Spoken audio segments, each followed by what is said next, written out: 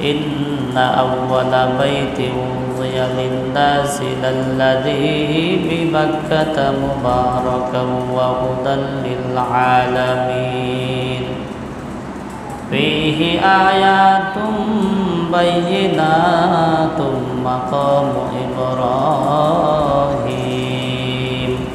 ومن دخله كان آمنا আল্লাহ পাক রব্বুল আলামিন বলেন, নিশ্চয়ই এই পৃথিবীর বুকে সর্বপ্রথম ইবাদতখানা হইল বাইতুল্লাহ, যেটা মক্কায় অবস্থিত। সেখানে রয়েছে বরকত আর বরকত, এবং যেটা গোটা পৃথিবীর মুসলমানদের জন্য হেদায়েতের দিশারি। ফীহি আয়াতুম বাইয়িনাতুম মাকাম ইব্রাহিম। আল্লাহ পাক রব্বুল আলামিন বলেন, সেখানে রয়েছে বিভিন্ন নিদর্শন সমূহ।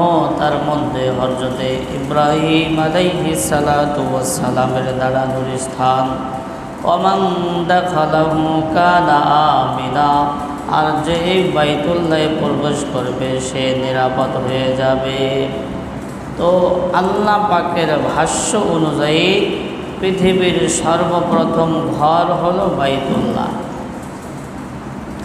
এই ঘরটা কখন নির্মাণ করা হয়েছে? বাইতুল্লাহ এই ঘরটা পর্যায়ক্রমে আজ পর্যন্ত 11 বার নির্মাণ করা হয়েছে। কতবার? 11 বার নির্মাণ করা হয়েছে। তো সর্বপ্রথম এই বাইতুল্লাহকে নির্মাণ করেছেন আল্লাহ পাক রব্বুল আলামিনের রহমতের ফেরেশতারা। সর্বপ্রথম তারা নির্মাণ করেছেন। আল্লাহ পাক রব্বুল আলামিন মানুষ সৃষ্টি করতে চাইলেন। আল্লাহ পাক রব্বুল আলামিন মানব সৃষ্টি করতে চাইলেন। ফেরেশতাদের সাথে পরামর্শ করলেন, তারা সম্মতি দিল না। তারা বলল, ইয়া রব্বুল আলামিন, মানব সৃষ্টি করার কি প্রয়োজন? তারা ফিতনা ফাসাদ করবে, খুন খারাপি করবে। আপনার ইবাদত করার জন্য তো আমরাই যথেষ্ট। আল্লাহ পাক বললেন, আমি আল্লাহ যা জানি সেটা তোমরা জানো না। আল্লাহ পাক বলেন, ওয়া ইয ক্বালা রাব্বুকা লিল মালাইকাতি ইন্নী জাঈলুন ফিল আরদি খলিফা ক্বালু আতাজআলু ফীহা মান ইউফসিদু ফীহা ওয়া ইয়াসফিকুদ দিমা ওয়া নাহনু নুসাব্বিহু বিহামদিকা ওয়া নুকদ্দিসু লাক ক্বালা ইন্নী আ'লামু মা লা তা'লামুন। আল্লাহ পাক রব্বুল আলামিন বললেন ফেরেশতাদেরকে, হে আমার ফেরেশতারা, আমি এই দুনিয়ার বুকে আমার প্রতিনিধি বানাইতে চাই, তোমরা কি বলো? ফেরেশতারা উত্তর দিল, ইয়া রব্বুল আলামিন, আপনি কেন প্রতিনিধি বানাবেন যারা দুনিয়াতে রক্ত ফাসাদ করবে, খুন খারাপি করবে? ওয়া নাহনু নুসাব্বিহু বিহামদিকা ওয়া নুকদ্দিসু লাক। আপনার ইবাদত করার জন্যই তো আমরা ফেরেশতারাই যথেষ্ট আছি। আল্লাহ পাক বলেন, ক্বালা ইন্নী আ'লামু মা লা তা'লামুন। আল্লাহ পাক বলে, আমি আল্লাহ যা জানি তোমরা ফেরেশতারা সেটা জানো না। তো আল্লাহ পাক রব্বুল আলামিন মানব সৃষ্টি করার ইচ্ছা করলেন, সাথে ফেরেশতাদের সাথে পরামর্শ করলেন। এই জন্য পরামর্শ করা সুন্নাত। নবী যত কাজ করেছেন সাহাবায়ে কেরামদের সাথে পরামর্শ করেছেন। আমরা ফ্যামিলিতে বসবাস করি, ফ্যামিলির অনেক সদস্য থাকে, বড় ছেলে বড় মেয়ে। তো যে কোনো গুরুত্বপূর্ণ কাজে পরামর্শ করা চাই। পরামর্শ করলে ওই কাজটা ভালো হোক বা মন্দ হোক, তখন পরবর্তীতে কেউ মন্দ বলতে পারবে না, কারণ তোমাদের থেকে পরামর্শ দিয়েই করা হয়েছে।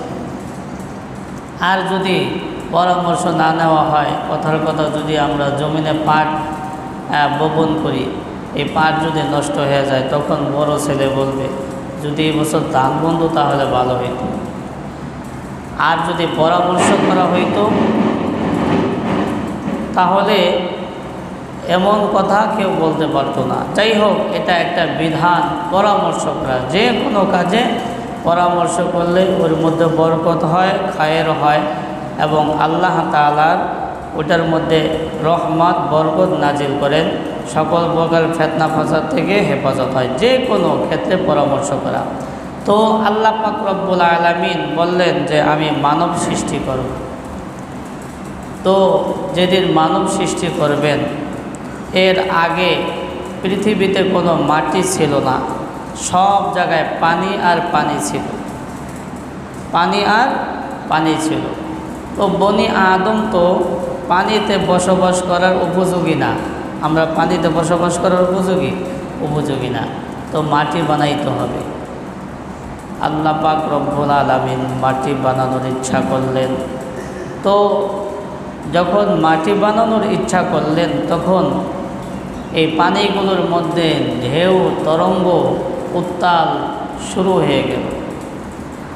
আল্লাহ পাক রব্বুল আলামিন পানিকে ডেকে বললেন, হে পানি, তোদের মাঝে এরকম অবস্থা কেন হইল? পানি বলতেছে, ইয়া রব্বুল আলামিন, আমরা চেয়েছিলাম যে বনি আদম আমাদের উপর বসবাস করবে, আমাদের উপর ইবাদত করবে, আপনার গোলামি করবে, কিন্তু সেটা দেখে হচ্ছে না। আল্লাহ পাক রব্বুল আলামিন তাদেরকে সান্ত্বনা দিয়ে বললেন, আমি শুধু বনি আদমকে পানির মধ্যে বসবাস করাবো না, আবার শুধু মাটির মধ্যে বসবাস করাবো না, বরং পানি এবং মাটি উভয়ের সমন্বয়ে থাকবে। যদিও তারা মাটির উপর বসবাস করবে, কিন্তু পানির উপরও বসবাস করবে। পানির উপর বসবাস করি না, যেখানে জমিন আছে, জমিন কি যখন খোদা হয় পানি বের হয় না? পানি বের হয়।